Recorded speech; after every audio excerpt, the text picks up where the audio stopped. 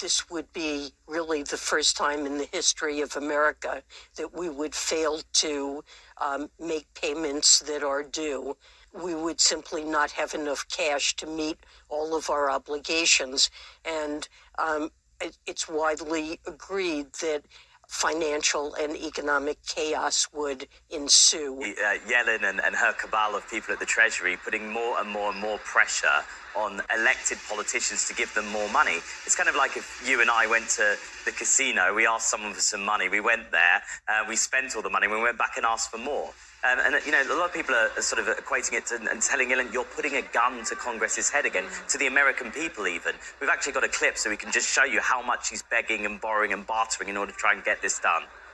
These negotiations should not take place with a gun really to the head of the American people, because... But they are taking place with that gun to the head of the American people. Well, it's important for Congress to meet a responsibility. Since 1960, the debt ceiling has been raised 78 times, 3 times during the prior administration, always with bipartisan support. Well, as we can see from that, Nikki, you're seeing that they're basically saying, look, it's been done 60 times before, so do it again. They're even wheeling Biden out now to go and meet next week with as many Republicans as he can to try and get this through. And people have a bit of a short memory, I think, in the US. People don't realize that the reason that the House Speaker got elected, if we cast back to that, we covered it quite a lot on the channel, there was a load of backhanded doors, back deals being done to try and get the debt ceiling raised again. And this basically got this guy his job. And goodness knows what they're talking about and what kind of concessions or what kind of backroom deals they're going to be doing in order to get this through. It's quite ludicrous, really.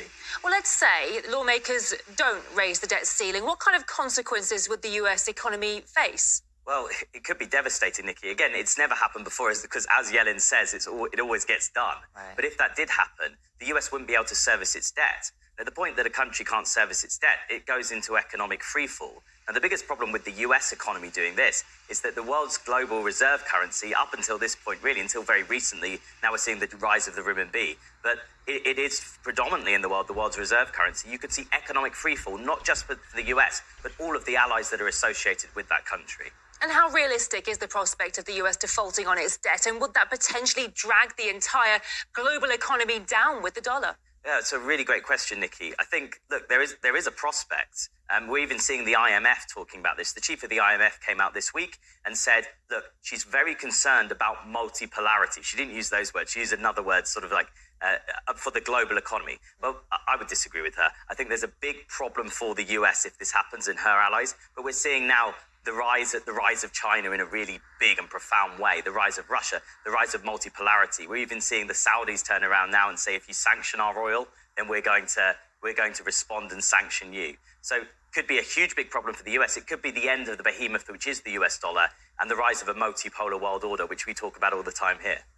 It's interesting, though, because after Janet Yellen there issuing this cry for help, if you like, she's planning to visit Japan and for a G7 finance ministers summit to assure Washington's partners that the US financial system is safe and sound. So despite the fact that several banks have collapsed in recent weeks and months, just how well is the American economy really doing? Well, it's pretty crazy, Nikki, isn't it? Because I guess in the days before 24 hours news and social media, maybe they could get away with it. But if they don't think that the finance ministers of other countries are watching the news even, or reading anything, or even scrolling through Twitter, they'll see that the US economy is not doing very well at all.